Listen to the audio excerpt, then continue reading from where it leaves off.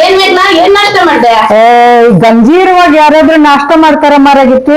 ಅದ್ ನಿಜ ಮತ್ತೆ ನಮ್ಮ ಮಂಜು ಆ ತರದೊಂದು ಪ್ರಾಡಕ್ಟ್ ಇದೆ ಅಂತ ಹೇಳ್ಲಿಲ್ಲ ಅಂದಿದ್ರೆ ದೇವರಾಣೆಗಳು ನಾಷ್ಟ ತಲೆ ನಾವು ತಪ್ತಾನೆ. ಥ್ಯಾಂಕ್ಸ್ ಅಪ್ಪ ಮಂಜು. ಏನ್ ಗೊತ್ತಾ, ಈ ಫುಡ್ ತಗೊಳೋದ್ರಿಂದ ನಾನು ಎಷ್ಟು ಕೆಜಿ ಇದ್ದೆ ಹೇಳು? 88 ಕೆಜಿ ಇದ್ದೆ. ಡಾಕ್ಟ್ರು ನಿನ್ನ ಹೈಟಿಗೆ 60 ಕೆಜಿ ಇರ್ಬೇಕು ಅಂತ ಹೇಳಿದ್ರು.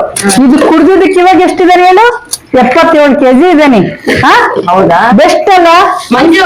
ಆರೋಗ್ಯವಾಗಿರುತ್ತೆ. ಗೊತ್ತಾ, ನಾನು 62 ಇದ್ದೆ, 50 ಬರಕ್ಕೆ ನೀನೇ ಕಾರಣ ಕಣೆ. ಎಷ್ಟು ಖುಷಿ ಆಗುತ್ತೆ ಗೊತ್ತಾ ಇದು ಕುಡಿಲಿಕ್ಕೆ. ಈ ಪ್ರಾಡಕ್ಟ್ ಎಲ್ಲಿ ಸಿಗುತ್ತೆ ಅಂತ? ಪ್ರಾಡಕ್ಟ್ ಮೈಸೂರು ಮಂಜುಳಾ ಅಂತ ಒಬ್ರು ಇದ್ದಾರೆ. ಹೌದಾ? ಆ ಕಡೆಯಿಂದ ನಮ್ಗೆ ಸಿಕ್ತು.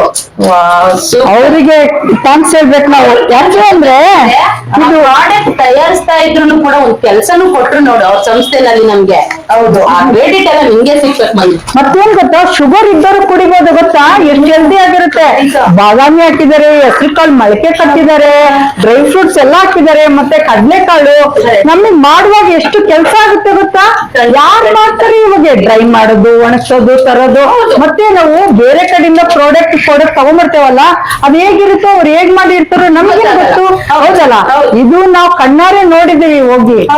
ಈಗ್ಲೂ ನಾವು ನೋಡಿ ಮಾಡ್ತಾ ಇದ್ದೇವೆ. ತುಂಬಾ ಇದರಿಂದ ಹೆಲ್ಪ್ ಆಗಿದೆ.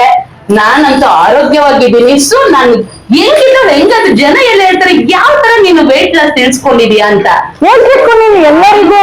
ಹೇಳ್ಬೇಕಂದ್ರೆ ಮೈಸೂರು ಮಂಜುಳಾ ಜೂನಿಯರ್ ಮಾಲಕರಿಗೆ ದೊಡ್ಡ ಥ್ಯಾಂಕ್ಸ್ ಹೇಳ್ಬೇಕಪ್ಪ. ಎಲ್ರಿಗೂ ಹೇಳ್ಬೇಕು. ಇದು ನನ್ ಗಂಡ ಕೊಡ್ತಾ ಇದ್ದೀನಿ ಗೊತ್ತಾ.